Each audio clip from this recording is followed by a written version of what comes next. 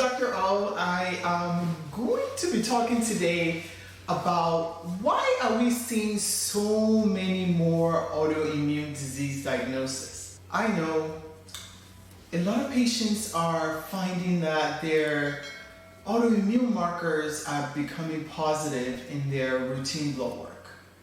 You know, things like the thyroid antibody test, causing patients to get diagnosed with Hashimoto's, or the test called ANA that we are finding is positive in a lot of patients, causing us to diagnose them with lupus and things like that, right?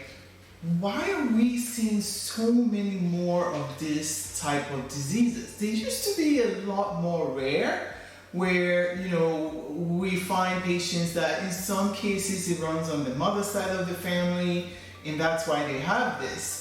But now it seems like it's so common. Like a lot of patients are just, have one autoimmune disease or the other, right? Things like rheumatoid arthritis, scleroderma. Like we're seeing these diseases that used to be super rare so much more commonly. And I just wanted to talk today about that and hope that this information will help some of you understand things that you can do to prevent you from being diagnosed with one of these, or if you have been diagnosed with one of these, what you can do to try to help your body heal from it. Welcome to the channel. If you're new here, I'm Dr. Tinewade Olusegun. I'm an internal medicine doctor here in the Florida area, and I've been treating a lot of patients with autoimmune disease, not with traditional immunosuppressants, like the type of steroids that we usually use to treat this condition, but rather educating my patients that a lot of these autoimmune diseases is actually a signal that something is wrong with the natural healing process of our body. So let me explain. Let's take a few steps back and really get to understand where does this type of disease come from, okay? So our body is very smart, and it's been designed in such a way that it can heal itself, okay? So an autoimmune disease is when your own immune system that's supposed to be protecting you from the outside world, that's supposed to be making sure that you're not killed by viruses and bacteria and heavy metals and toxins, when that immune system starts to attack your own body. Yes, I said attack your own body. So your own body, part of your own body, is attacking other parts of your own body. That's what autoimmune disease is. So when I tell a patient that they have thyroid autoimmune disease called Hashimoto's or Graves' disease, what I'm really telling them is that the thyroid itself is fine. The problem is that your own immune system that's supposed to be protecting you is now attacking your thyroid. And it's very important that we differentiate how we treat someone that just has a low functioning thyroid and someone that has autoimmune thyroid disease. Because my focus shouldn't be the thyroid in both cases. My focus in autoimmune disease should be to heal and calm the immune system, right? So that it can stop attacking my thyroid. Okay, so that is a differentiation I want you to make. So immune disease means that our own immune system is attacking our own body. So take a step back and really understand how the body designed the immune system, okay? From birth, a lot of us inherited a lot of our immunity, our antibodies that helps us fight disease from our mom. As we pass through the vaginal canal, we are gaining a lot of these antibodies that mom had made to help us fight and protect as we enter the world, right? But where does the body keep that immunity? A lot of it, I say majority of it, is in the lining of our gut, okay? From our mouth all the way down the other opening, okay?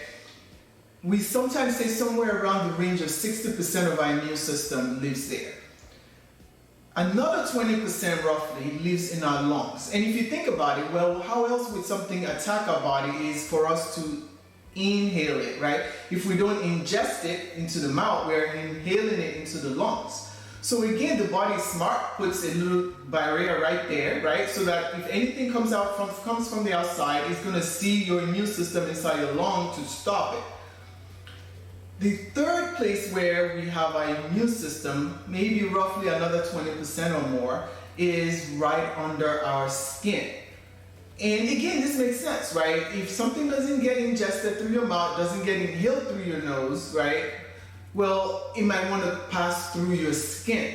And so your immune system is smart and lives right there under the skin. So those are the three major places you're going to find your immunity.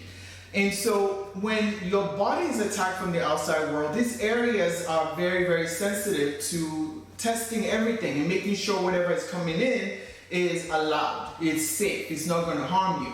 So these are the areas where when we start seeing autoimmune disease, we really have to focus. Is my gut seeing things that is causing the immune system to malfunction? Is my lungs seeing things that's causing my immune system to malfunction? Are there things that I'm putting on my skin that is causing my immune system to malfunction? Right? We have to think along those terms. And if we don't, that is why a lot of us focus so much on, band-aids that we can use to suppress the immune system so it can stop attacking, instead of actually treating the underlying cause, right?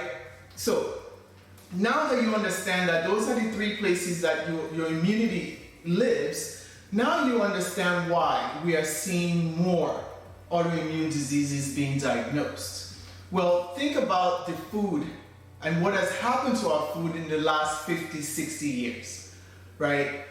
A lot of our food has changed. The way it's been processed, what has been added to our food, right? So our immune system that's lining our gut is seeing all of these new compounds, new proteins, new peptides, new chemicals that it had never seen before. And it's responding to that, right?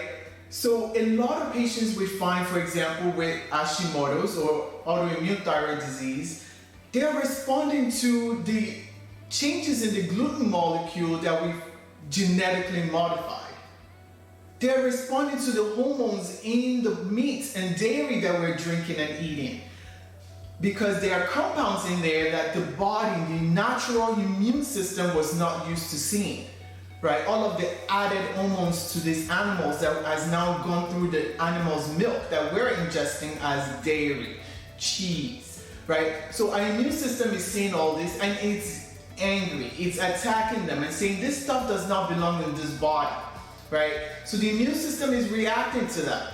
And wherever those compounds go to hide is where the immune system is attacking. So sometimes it's hiding in your joints and your immune system will attack the joints, and we'll call that rheumatoid arthritis. Or it would attack the thyroid and we call it Graves' disease, right? Or it would attack the skin and we call it scleroderma. And we give them all these names rather than going back and saying, hey, the immune system is trying to give me a warning here. It's telling me something is off. So let's go and find what it's off, okay? So definitely our food has become a source of increase in the diagnosis of autoimmune disease, right? So what is the other thing we're doing? Think about what we're doing to our lungs. What is common now? We smoke all kinds of stuff, right? Things that irritate the lining of our lungs, right? And starting with tobacco and cigars and vaping. We vaping all kinds of chemicals, right? That are not natural,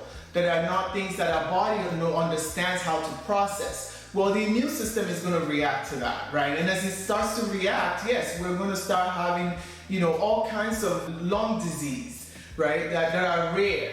We see pulmonary hypertension as a more common disease than we used to see before.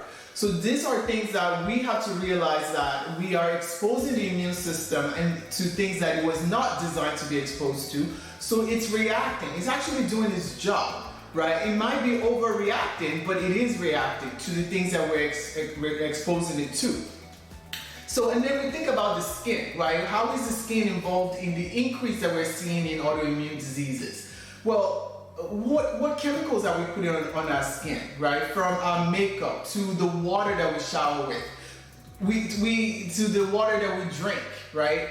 All of these things are getting absorbed through our skin, right? And we now know that if you really test the water that's running through the tap in your home, that there are, micro particles of plastics in our water, of hormones, of the pesticides that we put on our lawn. We're finding that in our waterways, and they're getting into the water that is getting into our homes and that we're showering with, that we're drinking. And these compounds are getting into our immune system, and our immune system is recognizing it that, no, this shouldn't be here, right? So it's reacting and it's attacking the tissues that these chemicals go hide in, right? And then when we see the inflammation that that's causing, we're then finding that antibodies are being made up against these compounds, but we're diagnosing them as what? Autoimmune diseases of all kinds. So in my opinion, this is one of the ways, or the many ways I should say, that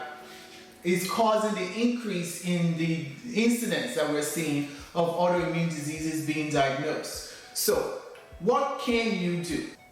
I touched on the 3 areas that you can really focus on, because if you can help what goes into your body, if you can help what goes into your lungs, what goes into your mouth, what you put on your skin, well, that's your way of reducing the incidence and the risk of developing autoimmune disease, right? Yes, there's some patients that are going to inherit genetically from their parents, but we also know that not every gene that we inherit gets turned on. What do I mean by that? Not every gene that we inherit gets turned on. Every gene that we inherit has an on and off switch. And our lifestyle choices, the things that we choose to do or not do, can leave them off or turn them on. So I'll let that sink in. Think about that. All right. So if you choose to eat bad and choose, not to exercise and choose not to de-stress, well, you're more likely going to be leaving your bad genes that you've inherited turned on. Whereas if you choose the opposite, eat better, exercise and de-stress, you're more likely to leave them turned off. If that helped you, share this video with someone and make a comment in the section below. I'd love to answer your questions. I'll see you on the next one.